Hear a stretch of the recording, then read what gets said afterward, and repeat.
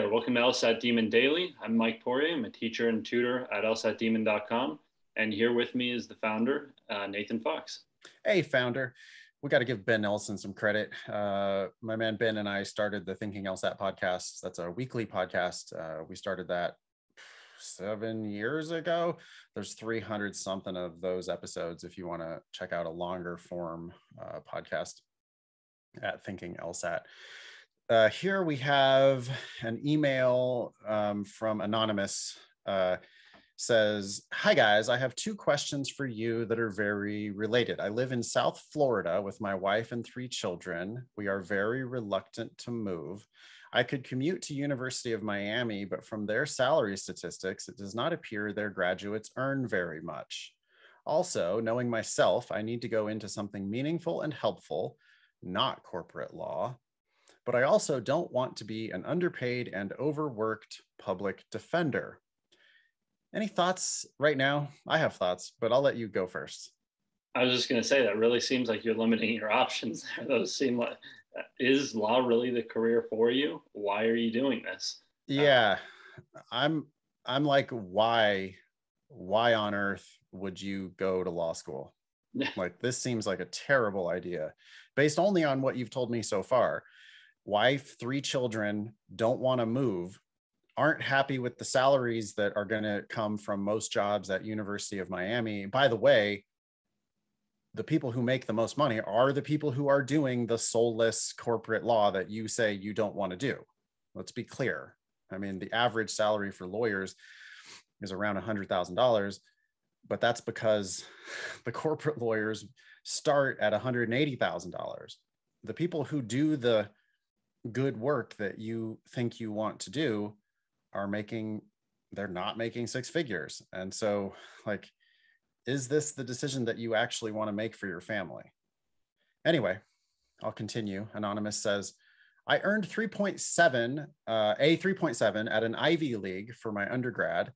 I got a 4.0 in my PhD in philosophy, and I'm currently averaging around 170 on my LSAT practice tests before I've actually focused on studying." So this is somebody who has all the horsepower. Like, they're a great applicant. Haven't even really studied yet, and they're already a great applicant. Looking at your website, I realized I might be able to go somewhere like Duke or Cornell for free and actually earn a lot of money as a lawyer working for a national public interest operation. Maybe.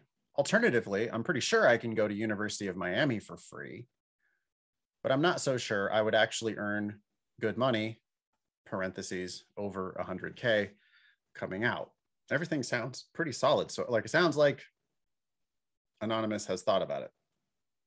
Right. The 4.0 GPA and the PhD probably isn't as relevant. Correct. Maybe having a PhD and having a thesis of some sort would be a feather in your cap, but not a big deal in the long run. And as far as law school is concerned, anyway. I totally agree. They don't report your grad GPA to the American Bar Association and the world. So, also grad GPAs are super inflated anyway. So that 4.0, it's like, yeah, good job. But it doesn't matter, because the 3.7, which is also good. I mean, the 3.7 is going to be what they're going to report on the 509s. So that's, if you're going to play with LSATdemon.com/scholarships, that's our scholarship calculator, estimator. Again, it's LSATdemon.com/scholarships. And you need to put in that 3.7 undergraduate GPA with your 170 or whatever you think you're going to get. But yeah, I mean, I think that's an automatic full ride to somewhere like the University of Miami. Absolutely, especially if they're just starting off in the 170s. There's no reason why this applicant couldn't get to the high 170s. Yeah, I do think that you could also pretty sure get a full ride to Duke or Cornell. I'm not sure, though, that you're going to then make a lot of money as a lawyer working for a national public interest. Like, I imagine you're talking about the ACLU or NAACP or some other real big, like, big time nonprofit that hires lawyers from top 14 law schools. Those jobs are going to be hyper competitive. So my concern would be that even if you do go to Duke you're going to have to kill it at Duke. Killing it at Duke is not going to be easy. Like, that's going to be rolling the dice, random chance.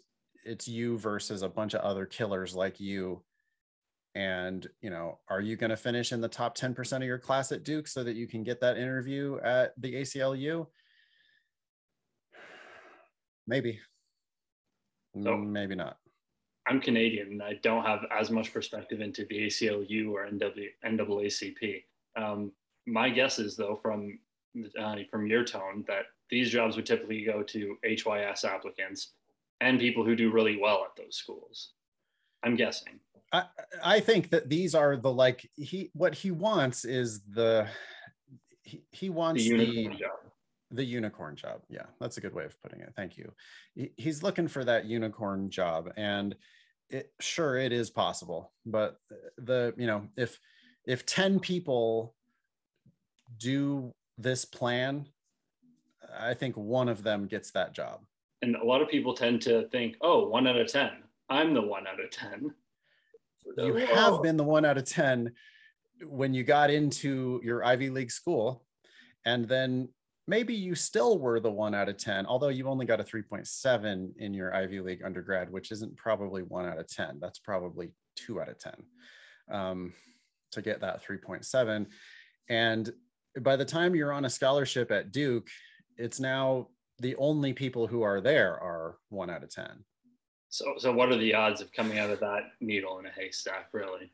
There are levels. It's very humbling. Life and the world, it's very humbling. You know, like, I'm capable of breaking 80 on a golf course, and that makes me by far better than 90% of anybody else who has ever picked up a golf club. Like, I am for sure in the 1 out of 10 golfers. And I couldn't even sniff playing on my Division II college team. Like, I was the superstar at my high school, you know? And then it's like, yeah, dude, but there's levels and levels and levels, and you're not even going to be a bench warmer on a Division II college team, let alone playing for a Division I college team, let alone, you know, like being a pro or whatever. Like, no fucking way, like, not even close. And so it's like all of our students have excelled at some point in their educational career, but as they try to climb this law school mountain, the competition is getting stiffer and stiffer as you go. So let me finish up this email. What do you think? Can I go to University of Miami and actually earn good money and do something meaningful coming out? Or is it pointless to go to law school if I'm not willing to uproot my family and go to a top 25 school? Thanks. Please change my name for privacy. Yeah, you are anonymous. I got to go back to my original advice. And Michael, I think, had this same thought, which was, why law school? Like, the thing I'm really not hearing here is any kind of you got to have an overwhelming desire to do the work of a lawyer. And that's the one thing I'm not hearing. I'm hearing talk about salaries, and I'm hearing a false dichotomy between doing something meaningful and not doing something meaningful. That's not how lawyers, like the lawyers that I know, they like doing legal work. They want to be a lawyer. So let's say this applicant does have a good reason for doing this, for the sake of the argument. What did they mention? But they said they went to an Ivy League undergraduate. Let's, I guess, paint the path of what they could do. If they were to go to University of Miami, I suppose they could leverage some connections from their Ivy League undergraduate school. But again, like Nathan just mentioned, this is assuming you're still at the very top of your class at the University of Miami. This is assuming you do have a connection that could get you in somewhere else. And it's assuming you want to do this work to begin with. I would bet money on Anonymous killing it at University of Miami.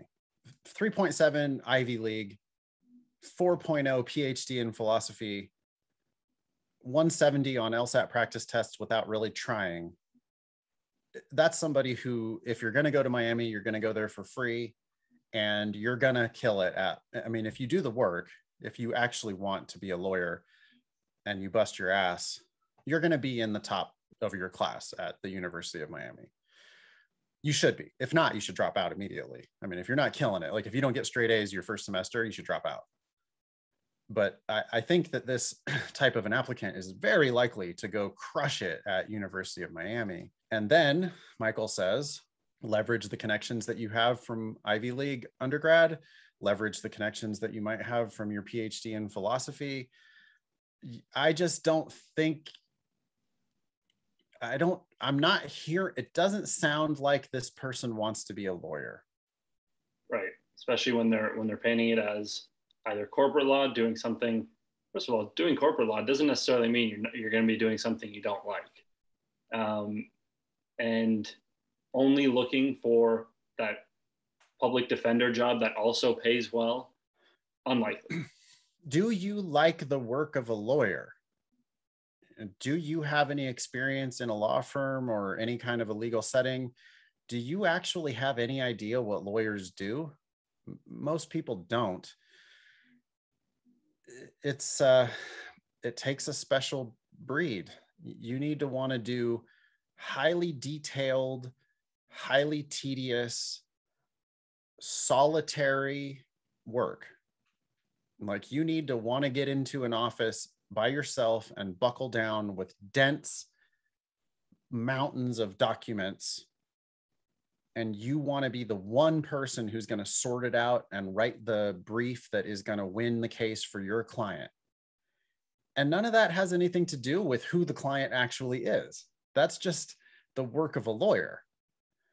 The lawyers that I know that are successful want to do the work of a lawyer, and then they can go kick ass for any client. But if you don't have that first step, then I don't know. I feel like this might be a mistake for Anonymous, because I just don't know that you're going to actually like law school. And I don't know that, even if you do find this unicorn job, I'm worried that you're not going to like what that work actually looks like. And even if they go for free. Yeah. There's an opportunity cost with that too. For sure, go for free. I mean, go for free or don't go at all. That's a no-brainer. I mean, that's a no-brainer for everybody, but it's especially a no-brainer for people who don't seem like they necessarily know what they're getting themselves into. You really need to make sure that you're not wasting money on tuition. I also want to double down on my advice of dropping out of law school. If you don't like your first year, you're not going to like your second or third year. It's like not going to get better. So please just drop out. If you're not killing it, just drop out. There's a million things you could do besides law school. And if you're not paying tuition, then great. It's easier to drop out, right? It shouldn't be, because sunk cost fallacy, but at least you're not walking away with debt if you decide to walk away. But my first advice here is figure out whether you actually want to do the work of a lawyer. See if you can get maybe a job in a law firm, talk to a bunch of lawyers, see what they say. Yeah, it'd be interesting to see what this applicant's personal statement looked like, if they did have something in there that could detail a bit more, something they've done that maybe lends itself to doing the work of a lawyer. But you're right. From the sounds of it, doesn't sound like this is the right career path potentially. Yeah. Oh, yeah. If I had to bet, like my guess right now, if it was just yes or no, I would say no. I mean, I'm going to be wrong sometimes, but I only have to be right half the time, right? Or more than half the time. And I'm sure I'm right more than half the time here. It's like you don't sound like somebody who knows what they're getting themselves into. And I think you're going to be like me and like Ben Olson, who neither of us knew what we were getting ourselves into. We both had plenty of gas in the tank. We had all the horsepower. Okay. Like I could do that work if I wanted to do that work. Ben and I both showed up at law school and both were just like, oh my God, this sucks. Like I do not. It would be my worst nightmare to actually have to practice law. And that's true no matter who the client is. It's just, I don't want to play that game. And it was unfortunate that I didn't figure that out until 3 years of law school. I would encourage Anonymous and all of our listeners to try to figure that out before you start law school.